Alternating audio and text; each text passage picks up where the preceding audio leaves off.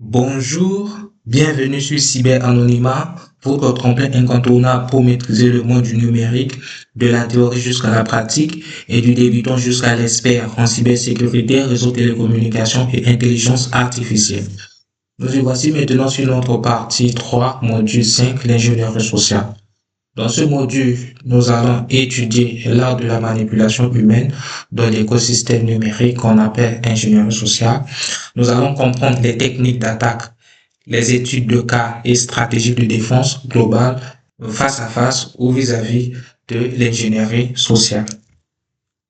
Objectifs d'apprentissage. On a 4 objectifs d'apprentissage. 1. La compréhension.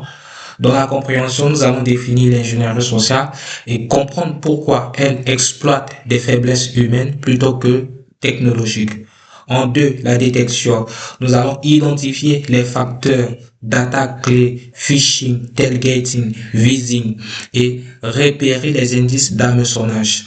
3, protection. Nous allons mettre en œuvre une défense d'entreprise solide basée sur le triptyque processus, formation et technologie. Et à la fin, on va faire notre pratique sur notre laboratoire. Et là, on va exécuter un laboratoire d'entreprise réaliste de réponse à un incident d'ingénierie sociale avec son corrigé.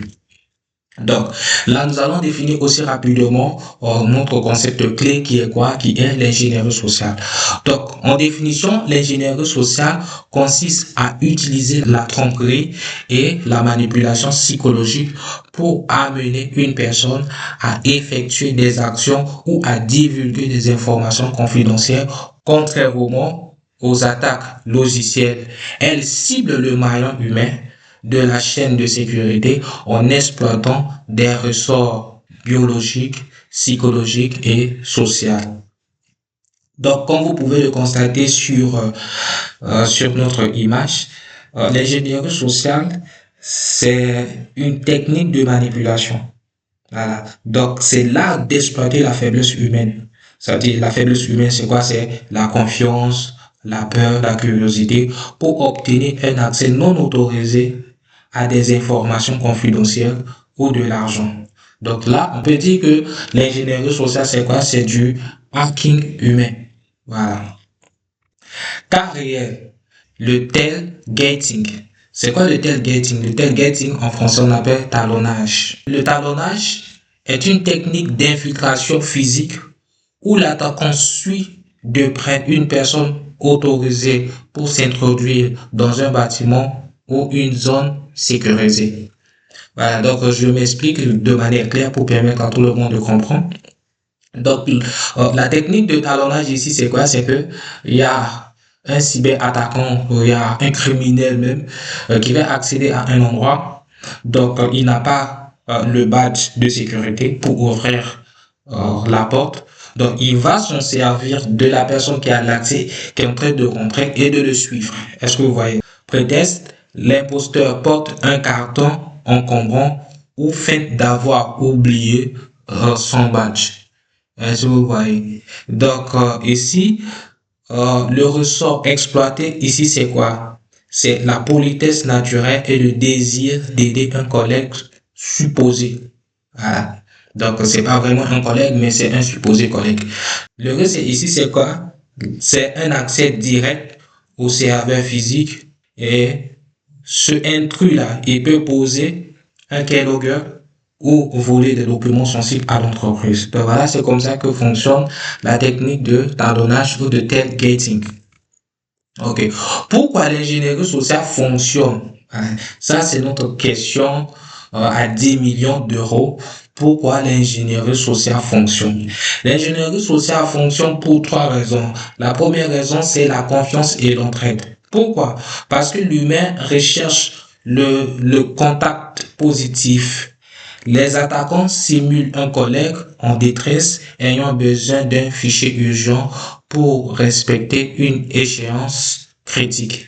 Comme j'ai eu à dire dans le module 3, c'est que les humains sont des machines émotionnelles. Donc, il est facile de jouer sur l'émotion humaine et de l'exploiter. Donc, comme les cybercriminels, eux, ce sont des psychologues. Donc, voilà, les psychologues pathétiques. Donc, ils savent comment exploiter la faiblesse humaine pour soutirer des informations. Donc, deuxième point, c'est quoi? C'est un respect de l'autorité. Voilà, donc là également, on va chercher à lancer un appel aux PDG qui sont comme des dragons. Voilà, en tant que PDG, il faut être souriant parce que tu n'emploies pas des esclaves, tu emploies des personnes pour travailler pour le bien-être de ton entreprise. Donc, vous allez voir ici, et l'effet d'être autoritaire, vous allez voir que parfois ça pose problème. Donc, les employés hésitent à contredire un supérieur. Donc, les cybercriminels le savent. Les cybercriminels se font passer pour le PDG ou un auditeur légal exigeant une réaction immédiate. Donc là également, notre formation en cybersécurité, comme je le disais, ça touche tout le monde, ça touche toute la structure pyramidale de la société. Et troisièmement, la manipulation affective. Ça veut dire quoi? Ça veut dire la création d'un sentiment d'urgence ou de peur, menace de gel de compte, amende qui neutralise la réflexion logique et force à agir vite. Ici, qu'est-ce que ça veut dire? Imaginez-vous, vous allez obtenir un appel ou un message qui vous dit que effectuez telle action, sans ça, au bout de 2 heures, il y aura suspension de ça ou il y aura tel problème. Donc, vous voyez, donc là, ça vous bloque dans une posture, dans une situation de non-réflexion et d'agir rapidement. Et lorsqu'on agit sans réfléchir, il y a toujours des inconvénients et des conséquences. Ok. Les vecteurs de manipulation et terminologie. Donc, on va étudier ça, les différents types des manipulations en ingénierie sociale que les hackers ou les cybercriminels ont l'habitude d'utiliser. Ok. On a le phishing. Le phishing, c'est quoi? C'est que là, le hacker ou le cybercriminel, il va envoyer un mail frauduleux. Voilà. Il va envoyer et que si la cible n'est pas vigilante et clique ou télécharge, alors là, il est en train de télécharger sur son poste, sur son ordinateur, un malware, un logiciel malveillant qui va créer un problème. On a le phishing. Le phishing qui consiste à faire quoi? Qui consiste à faire un appel vocal. Donc, appel téléphonique d'un faux support technique ou d'un prétendu service bancaire pour soutirer des identifiants d'accès ou des OTP. Voilà. C'est quoi des OTP? Je vais vous expliquer parce que cela, ça m'est arrivé un jour. Il y a un monsieur qui m'appelle qui dit, voilà, il avait changé de numéro, mais mon numéro était son ancien numéro. Il avait fait, il cherche à faire une transaction et que le code est venu sur mon numéro. Voilà, je dois lui envoyer le code. C'est ça qu'on appelle le OTP. Ah, dans cette situation, dans cette logique des choses, faut jamais le faire. Donc, je vais vous expliquer ce que c'est qu'un OTP. Le OTP ici en anglais signifie One Time Password. Voilà, ce qui se traduit mot de passe à usage unique, parfois appelé code de validation ou code dynamique. Il est éphémère, généralement composé de 4 à 8 chiffres, qui n'est valable que pour une seule session de connexion ou une seule transaction. Une fois utilisé ou après un court délai, il devient totalement obsolète. Donc voilà, donc le monsieur là me dit que voilà, mon numéro était son ancien numéro et qu'il avait effectué une transaction sur une plateforme et le code est envoyé sur mon numéro, donc de lui envoyer le code. Est-ce que vous voyez? Donc faites très attention à ces techniques parce que ça peut arriver à tout le monde. On a le smishing. Le smishing ici c'est quoi? C'est SMS piégé prétendant une livraison de colis bloquée ou une urgence de sécurité bancaire nécessitant une validation immédiate. Voilà. Et maintenant, à la fin, on a fraude au président, qui consiste à faire une usurpation d'identité de hauts dirigeants ciblant le service comptabilité pour faire exécuter un virement bancaire international dans l'urgence. Donc voilà, faites très attention à cela. Donc la cybersécurité vient ici pour sensibiliser, je le répète encore, à être vigilant sur les réseaux sociaux et sur Internet. Souvenez-vous d'abord que Internet c'est un projet armé. Voilà, c'est un projet militaire, donc on fait très attention. Voilà, là-dessus. Ok, donc indice d'un email d'hameçonnage. Donc ici, on va analyser un mail. On va voir l'anatomie d'un email piégé pour comprendre si, exemple, demain, vous allez recevoir un mail, comment vous pouvez analyser ça. voilà, sont passés par les pratiques pour prendre le lien, aller sur des plateformes ou sur des logiciels pour scanner, pour voir est-ce que c'est piégé, non. Seulement l'anatomie d'un mail. Quand vous avez un mail, qu'est-ce que vous allez voir d'abord? Donc on va étudier le cas de PayPal. Vous voyez, lorsque vous obtenez un mail de PayPal, normalement c'est @paypal.com et non @paypal-support.com. Donc, vous voyez, donc là, vous voyez déjà, c'est au niveau du domaine. Ouais, le domaine qu'on appelle le DNS. Faites très attention. Lorsque quelqu'un vous envoie un mail, essayez de voir au niveau du domaine. Est-ce que le domaine est correct? Ok. Au niveau de l'urgence, vous allez voir qu'il y aura une urgence artificielle. Donc, on va vous dire votre compte sera suspendu dans 2 heures. Et au niveau de l'adressage, au niveau de la formulation du message, ça sera de manière impersonnelle. Parce que normalement, c'est pas pour vous écrire, il va vous dire cher cyber anonymat. Voilà, au lieu de dire votre cher client, parce que c'est impersonnel. Est-ce que vous voyez? Et les liens malveillants, l'URL redirigeant vers un faux portail de connexion HTTPS qui est falsifié. Voilà. Donc, stratégie de défense. Au niveau des stratégies de défense, on a 3 piliers de défense. On a le processus, la formation et la technologie. Au niveau du processus, il faut faire une mise en place de politiques de double validation obligatoire pour des virements bancaires et pour le contrôle strict des accès visiteurs. 2. La formation. Il faut faire des campagnes régulières de sensibilisation et de simulation de phishing pour tester et éduquer l'ensemble du personnel. 3. La technologie. Il faut faire des filtres anti-spam avancés, double facteur d'authentification et analyse automatisée des pièces jointes. Donc, voici notre matrice d'analyse des attaques. Ok, on a spear phishing. Mécanisme. Ici, c'est quoi? C'est que le spear phishing cible un employé spécifique avec des données de profil précises. Donc, pour bloquer le spear phishing, qu'est-ce qu'il faut faire? Il faut mettre des filtres SPF, DKIM, DMARC et une vigilance individuelle. C'est quoi des filtres SPF, DKIM, DMARC? Les filtres SPF, DKIM et DMARC, ce sont les 3 protocoles de sécurité indispensables utilisés par les serveurs de messagerie comme Gmail, Outlook et autres pour authentifier les emails. Ils servent à lutter contre le spoofing ou usurpation d'identité, c'est-à-dire les pirates qui envoient des mails en se faisant passer pour une autre entreprise ou bien pour une autre personne. Après cela, on a le tailgating, accès physique. Là, le mécanisme c'est quoi? Suit un employé dans les locaux sous prétexte d'urgence ou de colis. Donc, qu'est-ce qu'il faut faire ici pour empêcher le tailgating? Il faut mettre les portillons de sécurité et le port de badge obligatoire. C'est quoi les portillons de sécurité? Les portillons de sécurité, souvent appelés couloirs de contrôle d'accès ou tourniquets optiques ou mécaniques. Ce sont des dispositifs physiques installés à l'entrée des bâtiments, des entreprises, des gares ou des zones sensibles. Et maintenant, voici notre troisième technique, fraude au président. Voilà, email, téléphone. Là, le mécanisme, c'est quoi? C'est d'ordonner un virement bancaire secret et urgent au nom de la direction. Donc, la mesure de protection ici, c'est quoi? C'est une procédure de validation croisée systématique. Je vais expliquer également ce que c'est qu'une procédure de validation croisée systématique.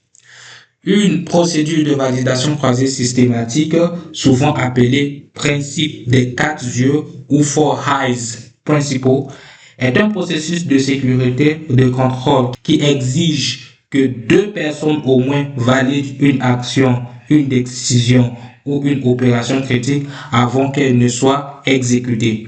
Exemple, validation d'un virement bancaire d'un montant élevé, modification de configuration critique sur un serveur ou autre.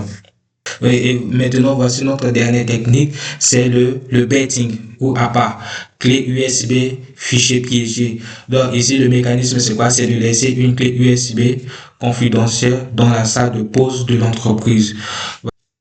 Donc, au niveau de mesures de protection, qu'est-ce qu'il faut faire? Il faut activer un mode de blocage des ports USB et une interdiction de brancher les clés USB sur les machines. Voilà, distribution des vecteurs d'attaque. Donc, on va voir le pourcentage de phishing, de vising, d'ingénierie physique et de APA. On réalise que le plus souvent, les attaques en cybersécurité concernent les phishing. Parce que vous voyez, phishing ici, ça veut dire quoi? L'envoi de mails ou des mails piégés représente 65%. Donc, faites très attention lorsque vous recevez les mails. Le plus souvent, c'est les mails. Et après, ça vient les appels téléphoniques qu'on appelle vising. Vising, ça représente 18%. Et après, l'ingénierie physique et l'APA, c'est 7%. Donc, s'il y a une mise en garde ici, c'est quoi? C'est que faites très attention aux mails, aux messages que vous obtenez, que vous recevez dans votre boîte mail.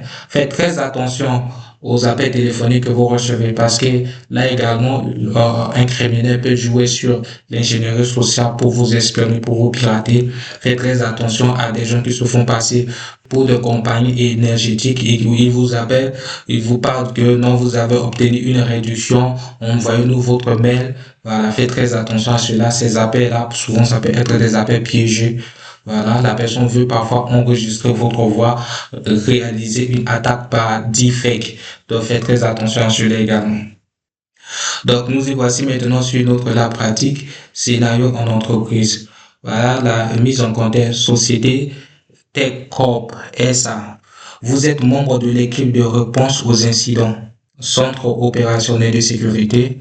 À 9h15, le comptable reçoit un email prétendant provenir de la direction générale exigeant la mise à jour immédiate des identifiants d'accès au portail bancaire via un lien externe sous menace de sanctions administratives. Consigne du lab, étape 1. Analyse de l'entête email. Ici, qu'est-ce que vous allez faire?